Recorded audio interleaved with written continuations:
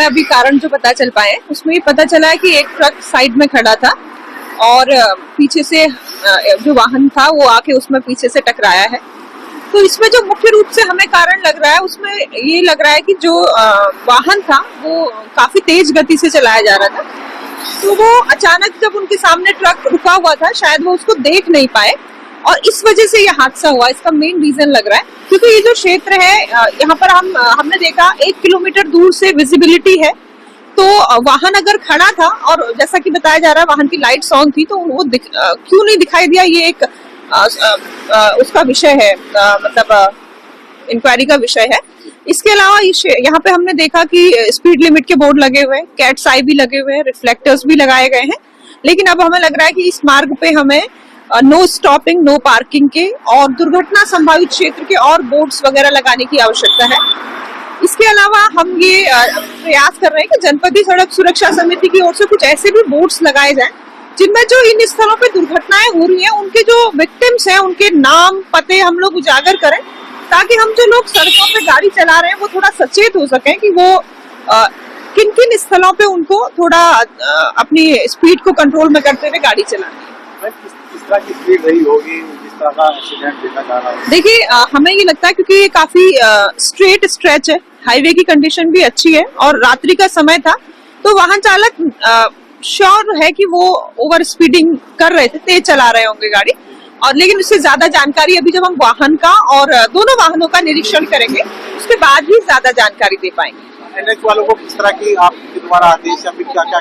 जी NH वालों को वही हमने बताया कि नो स्टॉपिंग नो पार्किंग के बोर्ड लगाए जाने की आवश्यकता है, क्योंकि अगर किसी हाई स्पीड हाईवे पे अगर वाहन अचानक साइड में खड़ा होता है तो इस बात की बहुत संभावना होती है कि पीछे से आने वाला वाहन उसको ना देख पाए। इसके अलावा हम लोग ये भी सजेस्ट कर रहे हैं कि इस रूट पे सीसीटीवी कैमरे और ANPR कैमरे भी लगाए जाए, उनके माध्यम से गति पर इस पे हम नजर रख सकते हैं हाईवे।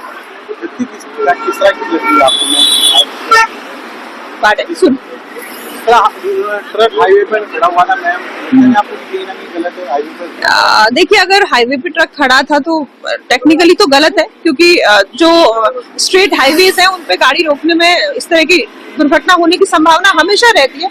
हम हमेशा वाहन चालकों को इस बात के लिए अलर्ट भी करते हैं कि सड़क के किनारे अनावश्यक रूप से वाहन पार्क ना करें, लेकिन ज्यादा जो स्थिति थी वो वाहन को देखने के बाद ही क्लियर हो पाएगी।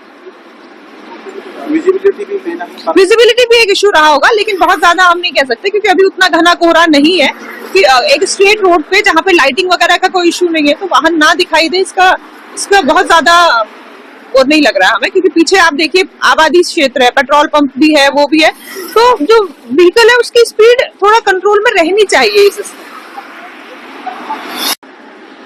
कल ये देर रात्रि में अराउंड मिडनाइट दिल्ली की तरफ से आ रहे एक वाहन में जिसमें 5 लोग सवार थे, रेवाड़ी हरियाणा के इब्राहिमपुर कट के पास वे देहरादून की तरफ जा रहे थे।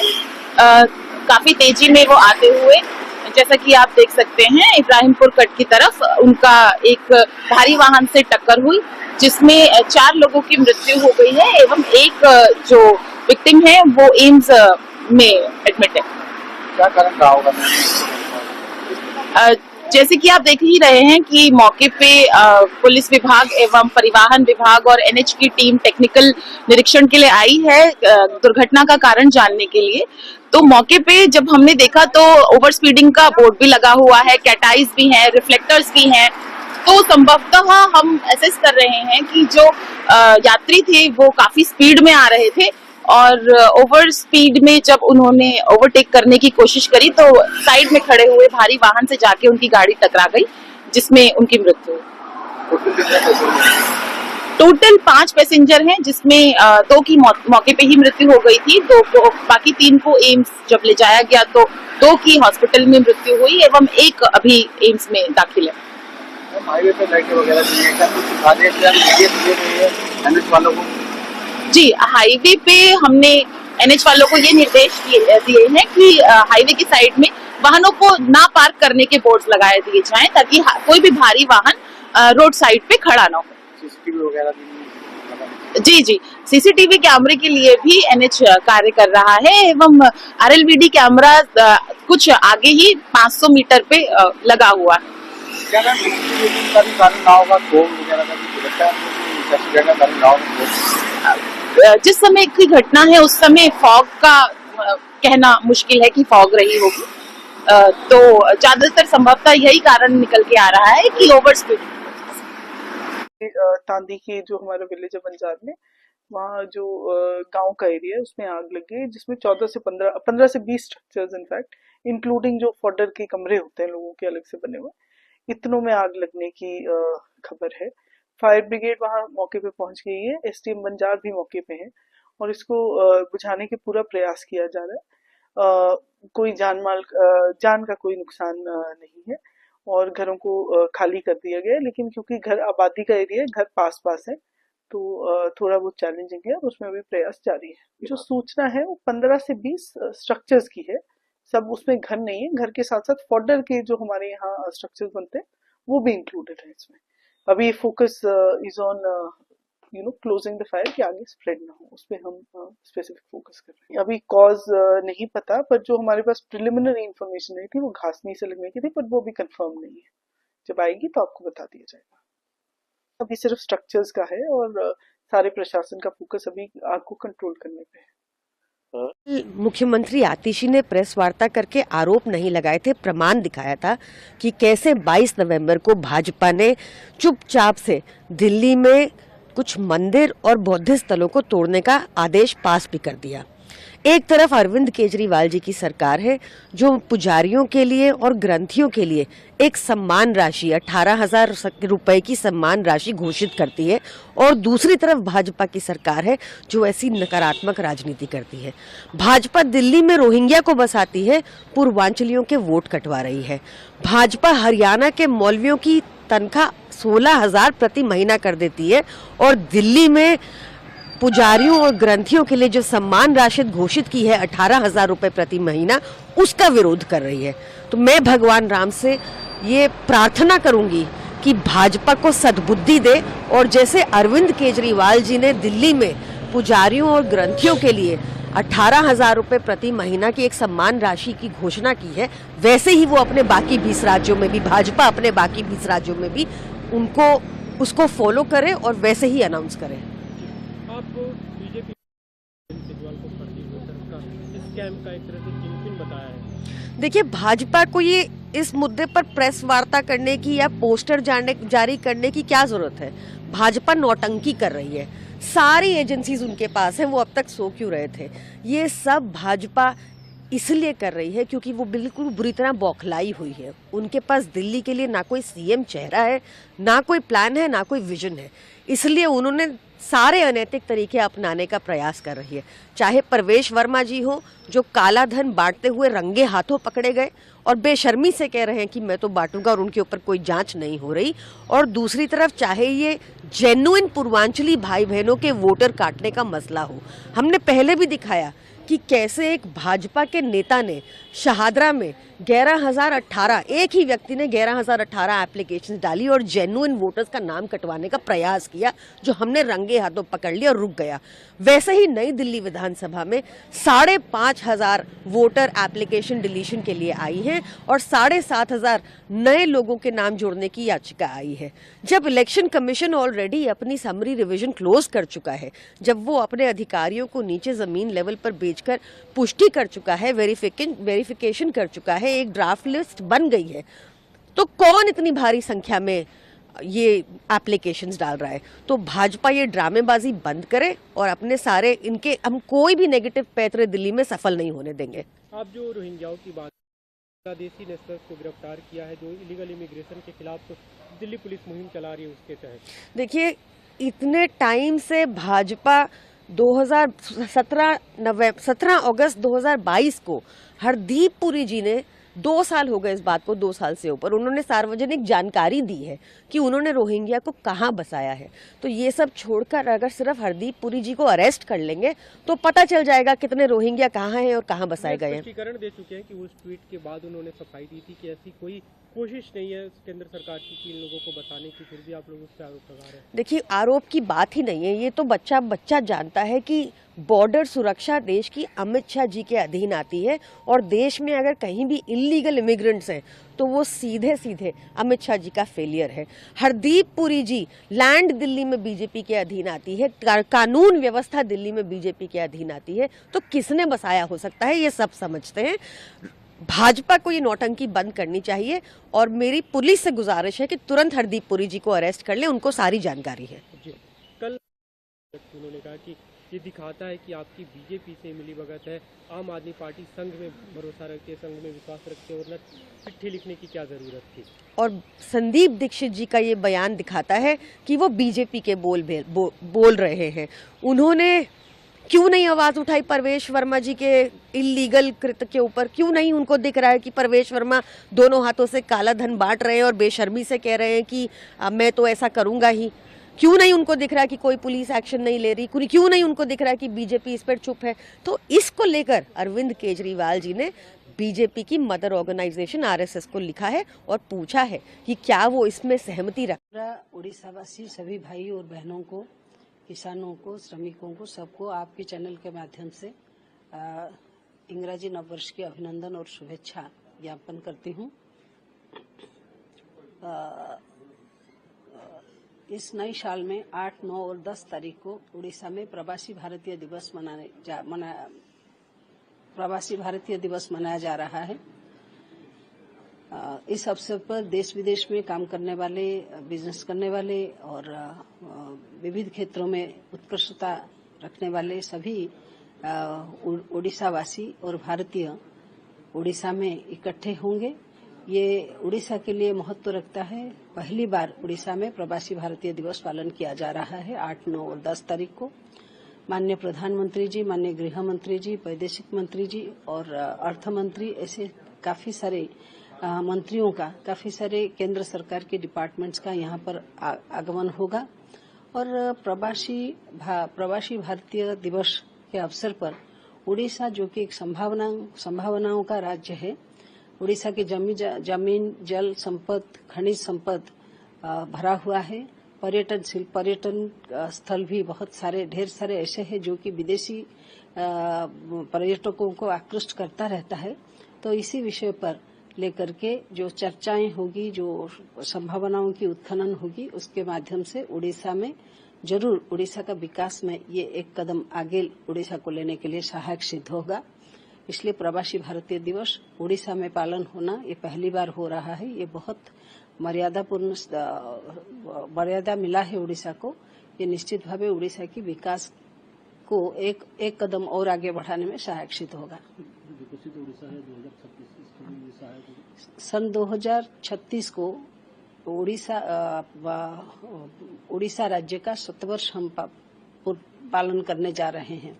1936 में उड़ीसा एक भाषा आधारित राज्य के रूप में राज्य का मान्यता मिला था उड़ीसा को, और उड़ीसा की महनीय भाषा, साहित्य, संस्कृति, ये उड़ीसा की पर्यटन और ये सब उड़ीसा की आध्यात्मिकता क्षेत्रों, ये सब सारे जगत के लोगों को आकर्षित करता है। जगत की प्रभु जगन्नाथ जी को दर्शन करने के लिए साल भर विदेशी पर्यटकों का आवागमन उड़ीसा में होता रहता है।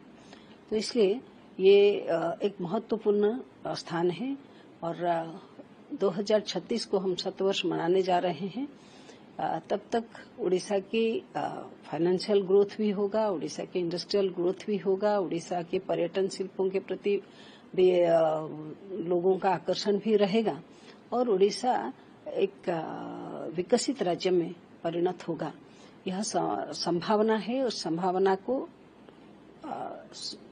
साकार स्वरूप देना यह सरकार का कर्तव्य है। उड़ीसा सरकार ने इसे एक काम को इन्होंने ठान लिया है कि अच्छे तरह से इसको करेंगे ताकि उसके साथ जो पर्यटकों का, जो प्रवासी भारतीयों का आगमन होगा, उनका दृष्टि उड़ीसा विकास में रहेगा।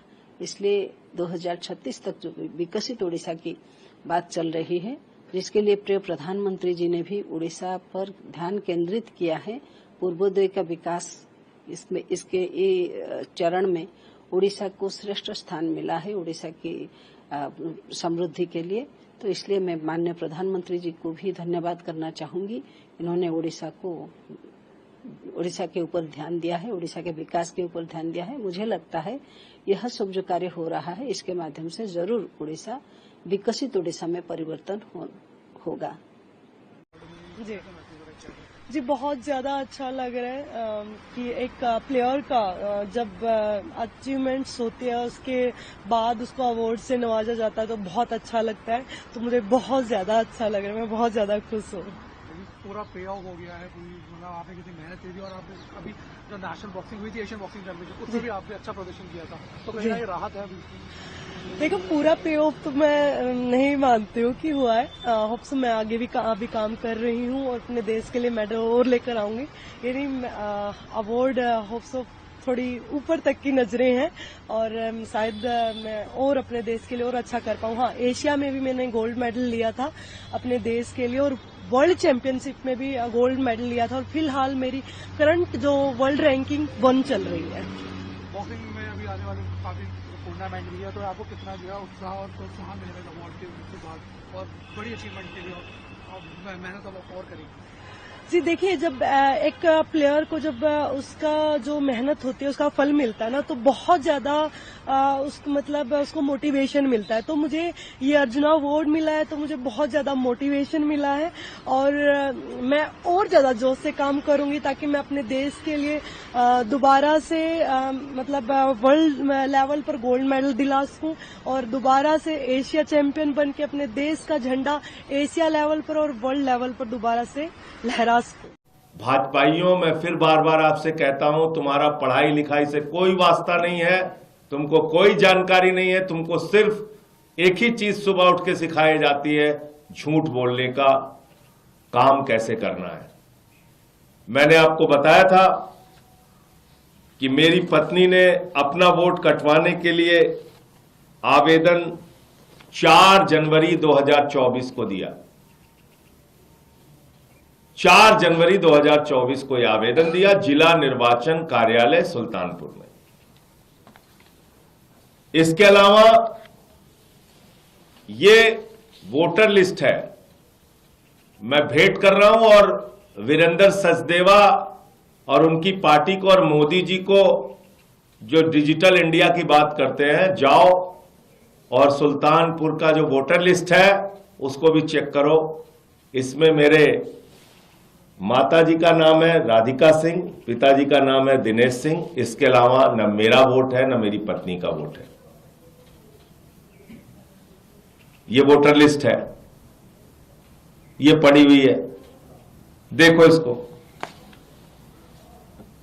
दूसरी बात, ये उस पूरे बूथ की वोटर लिस्ट है। मैंने कहा सिर्फ अपने हिस्से की वोटर लिस्ट निकलाऊंगा, हो सकता है भाजपाइयों को थोड़ा बहुत शंका हो, बुद्धि कम है तो थोड़ा दिमाग उनका कम है, तो मैंने सुल्तानपुर के पूरे बूथ की वोटर लिस्ट मंगा ली है।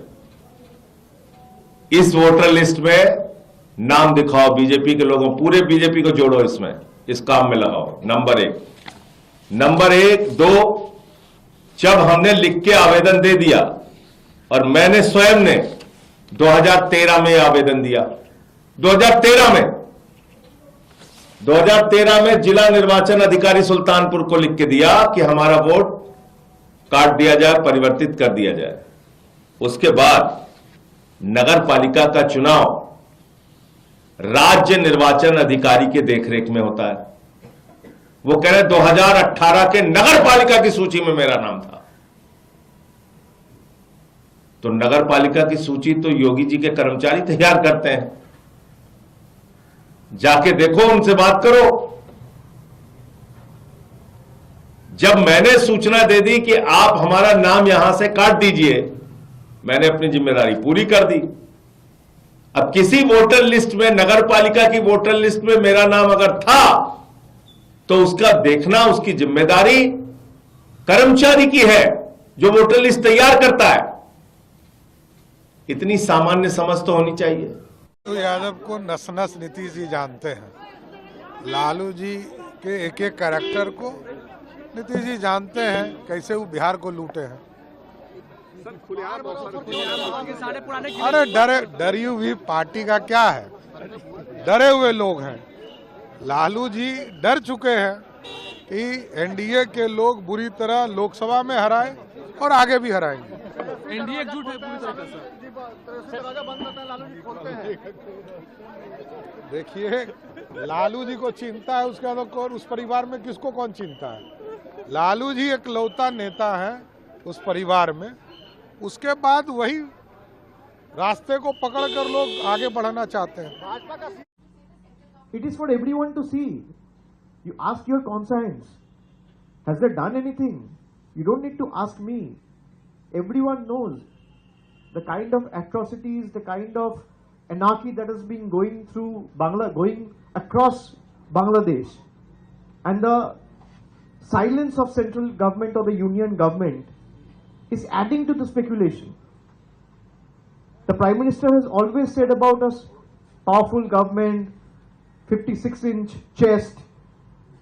Now we want to see the central government reply, or rather give a befitting reply in the language that perhaps Bangladesh understands.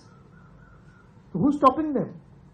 And from our party's perspective, we have made our stand absolutely clear from day one that it is a union subject. External or foreign affairs falls under the purview of union government. Whatever step the union government takes, Trinamool as a party will completely support the union government for the safety, security of every Indian. And we want them to reply to the people who are torturing us, showing us their red eye. ऐसा कई योजनाएं हैं हमारी। दिल्ली के किसान मुझसे मिले थे, उनको लाभ नहीं मिल रहा। हमारी 20 ग्राम की योजना के लिए उन्हें प्रपोजल ही नहीं भेजे। हमारी मैकेनाइजेशन की योजना है, सूक्ष्म सिंचाई योजना है, प्रधानमंत्री सूक्ष्म सिंचाई योजना, पर ड्राफ्ट मोर ड्राफ्ट, एक नहीं कई योजनाएं। पत्र में मैंने विस्तार से उल्लेख किया है, केंद्र सरकार अपनी तरफ से पैसा देने को तैयार है, लेकिन दिल्ली की सरकार उन योजनाओं का लाभ ले ही नहीं रही। लाभ दिल्ली की सरकार नहीं, किसानों को लेना है, लेकिन केंद्र अपने आप पैसा नहीं भेजता। राज्य के प्रपोजल पर, प्रस्ताव पर केंद्र योजनाओं का पैसा भेजता है, और दिल्ली से कई योजनाओं के केंद्र सरकार की कोई प्रस्ताव आए ही नहीं, इसलिए उन योजनाओं का लाभ नहीं मिला। और इसलिए मैंने कहा कि भाई, राजनीतिक प्रतिस्पर्धा किसान के कल्याण में बाधा नहीं बननी चाहिए। केंद्र और राज्य दोनों को मिलके किसान के कल्याण की योजनाओं को नीचे लागू करना चाहिए। अब इसमें कई योजना ऐसी कि 60% पैसा केंद्र देता है, 40% राज्य को मिलाना पड़ता है। हम करते हैं केंद्र के प्रपोजल के आधार पर, उन्होंने वो प्रस्ताव भेजे नहीं, इसलिए मैंने पत्र लिखा। Today, as we celebrate 25 years of Jamnagar, I feel my grandfather's presence and miss him dearly. This was his cherished dream, a vision that lived in his heart. He would have been so proud to see what Jamnagar has become today. He would have asked, "Tumne badane maja aave chhe ki nahi?" And yes, Papa, badane boj maja aave chhe aaje. I've witnessed my father's absolute dedication to making his father's dream a reality. This is my father, Shri Mukesh Bhai Ambani, a man of vision, a man of resilience, and a man of determination, for whom there is no greater duty than reliance, for whom nothing is greater than his own father's dreams, and for whom values are the compass guiding every decision, every effort, and every triumph. Papu, you are our inspiration, not just as a businessman, but as a son, a father, and a human being. Jamnagar and you have shown us that nothing is impossible when we come together with unity, passion, and purpose. What can I say about our wonderful Jamnagar? Jamnagar is paradise, and we're so lucky to call it our home. I still remember coming here with my mother when she started making this township, standing on barren land and watching her work tirelessly to turn it into a green, lush, and beautiful township.